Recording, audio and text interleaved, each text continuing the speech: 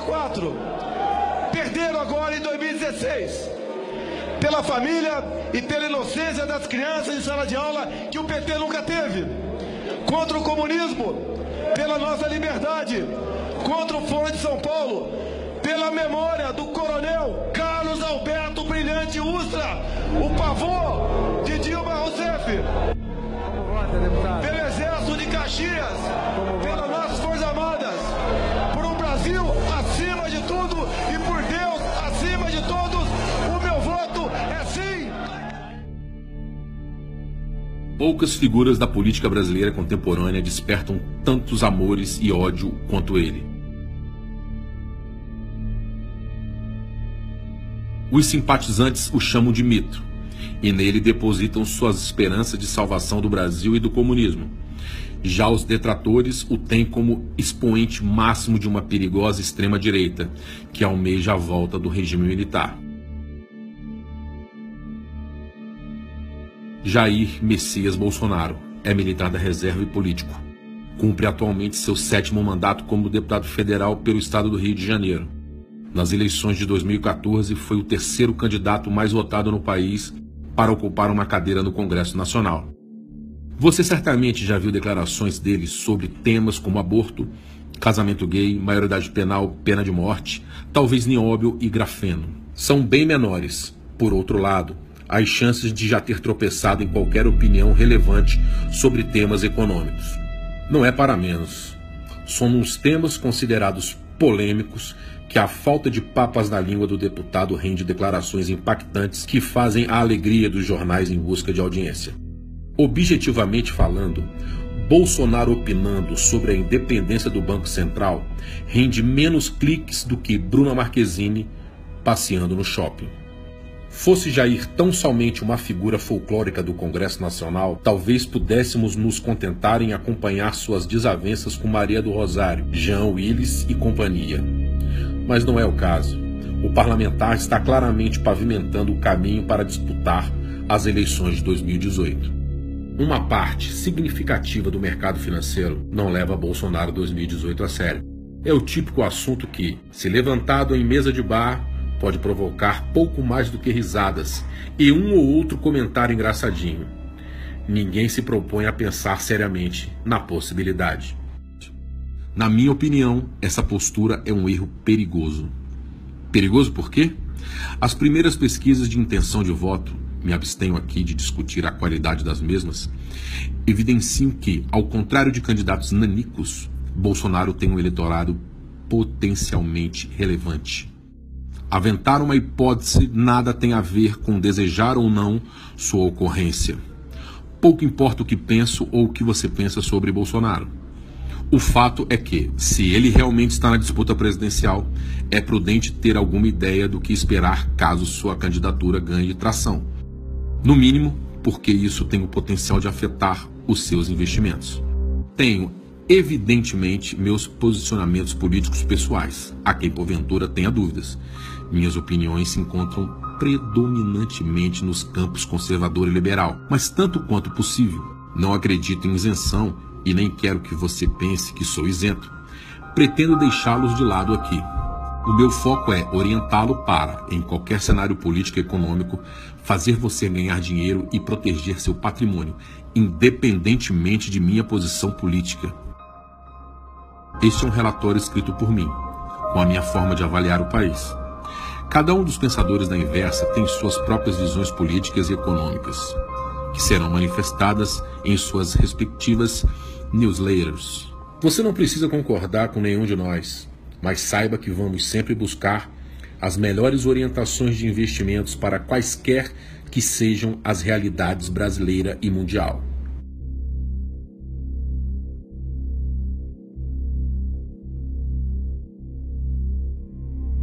Se os jornalistas presos às rotulações de sempre não ajudam na missão, então fazemos nós mesmos.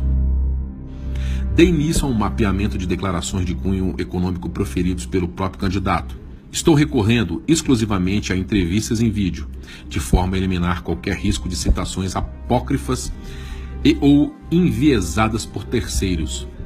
Este é um primeiro esforço, o de mapear opiniões do candidato com relações a temas de relevância de ponto de vista econômico. Não pretendo, nem de longe, ser exaustivo.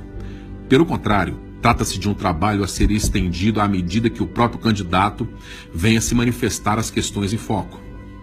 Dentre os trechos que mais me chamaram a atenção até aqui, destaco relativos a 3 temas: o papel do Estado e as privatizações. Contrariando o senso comum que o associa ao estatismo do regime militar, Bolsonaro vem dando declarações defendendo a limitação de atuação do Estado na economia a áreas essenciais. Para mim tem que ser o Estado necessário, né? O mínimo necessário ali.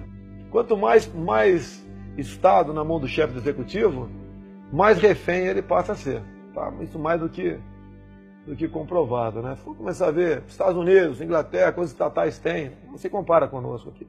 Na questão da economia também, o Estado tem que ser menos paternalista, tem que dar mais liberdade para o empresariado poder investir, dar garantia para tal. Em linha com isso, demonstrou simpatia à ideia de privatizações. Chama atenção especialmente a menção explícita à Petrobras. E a questão da Petrobras, há pouco tempo se discutia aí de privatiza ou não. Até, se eu não me engano, na reeleição do Lula, né?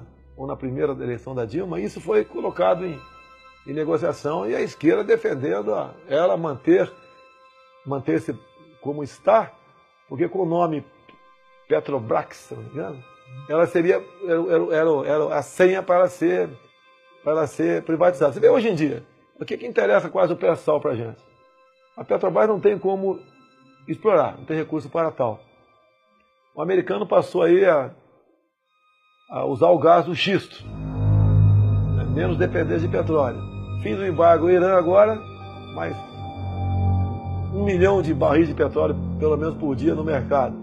O preço do petróleo está lá embaixo, né? Chegou a bater $140, agora está na faixa de 45. Okay? É um lado bom, né? A Venezuela aí chega no fundo do poço mais rápido para ver se aquele povo sai daquela cadeia o mais rápido possível, né? E nós aqui estamos com problema. Okay? Nós aqui crescemos 2,5 milhões de habitantes por ano. De um dia para o outro são mais 8 mil, né, tirando os mortos. E você precisa, por dia, mais ou menos, né, mais 8 toneladas de comida na mesa por dia. Né? Por ano, mais 2.500 toneladas de comida, seja aterro sanitário, problema de poluição, transporte, água, saúde, violência explode. Okay? Então a questão voltando à questão do Estado, o Estado não tem que dar vazão a muitas dessas coisas aí. Okay? Você tem que partir, no meu entender, para privatizar o máximo que você puder. Comércio internacional. Bolsonaro parece propenso a perseguir maior autonomia na construção de acordos bilaterais de comércio. Faz críticas pesadas ao Mercosul. Parece bastante claro que, na hipótese de sagrar-se presidente, envidaria esforços no sentido de retirar o país do bloco. O Brasil está amarrado ao Mercosul. O Brasil fez miséria para que a Venezuela também entrasse no Mercosul, inclusive criando um problema diplomático com o Paraguai, que agora vai começar a não mais vender o excedente da energia de Itaipu para nós, vai usar talvez na produção de alumínio em seu país. A economia nossa não pode continuar sendo voltada apenas para o Mercosul ou para o viés ideológico. Nós temos que abrir para o comércio do mundo todo. Um país que se fecha no seu mercado para o viés ideológico, a consequência é isso que está aí. E para você reabrir esses mercados, quer sejam por melhor acordo possível, você leva no mínimo a 3, 4 anos para você poder respirar nessa área. Enquanto nós não mudarmos essa política no nosso país, enquanto nós nos aproximarmos verdadeiramente da Europa, da América do Norte e da Ásia, e abandonarmos aqui o Mercosul, você pode até fazer negócio. Nós não podemos deixar de continuar importando o gás da Bolívia. Há interesse para eles. Você não pode continuar fazendo muito negócio aqui na América do Sul, mas não dessa forma. Se desprender, né? Você tem que desprender. Você, para fazer um negócio qualquer com qualquer outro país, você tem que pedir bênção ao Mercosul. Geralmente a nossa política vai para o espaço.